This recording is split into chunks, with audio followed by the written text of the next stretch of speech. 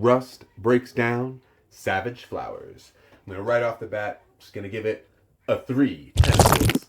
Because it's pretty good, it's worth the watch, but it has some issues, although it's alright. Now, the good parts of it, the good Tentacles are the acting chops. It's a mostly young cast. There's a couple of adults because of the plot of the movie. But the young cast, they're pretty good. Because sometimes the child actors, they're not the greatest, and generally, basically all of the characters are good enough. They have some good acting chops, but the antagonist and the protagonist and the antagonist, they rock. They really kill it. They really keep the story going and keep the story interesting. Now, with that said, it's a little bit kind of like a Lifetime drama / horror. I mean, it's horror, but it's also not like it's not really. I mean, it is, but it's not like that intense. And again, I'm not trying to rag on this movie. I still give it a 3. It's not that bad.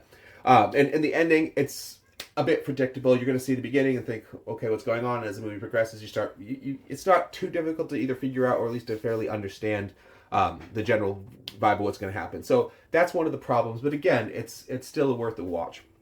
I'm going to just call it, this doesn't really ruin anything. Some of the glaring problems, I mean, there's a disease, that are only carried by, young women, right?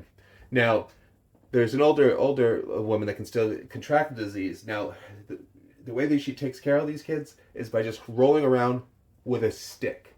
Just a stick, like, pulls that bad boy up a couple times, like, disease be gone. I'm not going to spoil anything, so I'm not going to say what happens or whatever, but a stick? Stick versus disease? I'm pretty sure that's never worked before. Ever before.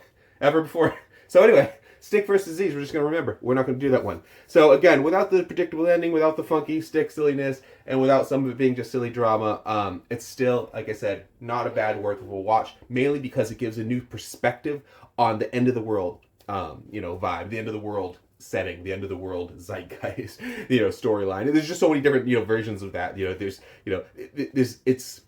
not quite, it's not zombie. It's definitely not zombie. It's not quite, outbreak, although it's got, outbreak tendencies. But it's so either way, the reason why I'm having trouble labeling it is because it's kind of new, and that's where I feel like that's why it's worth a watch. So anyway, I don't want to go too deep into it because there's not that far. There's no reason to go too deep into it. So there we are, my friends. It's Savage Flowers. RustJT gives you Rust Breaks Down. And remember, it's on Screenbox.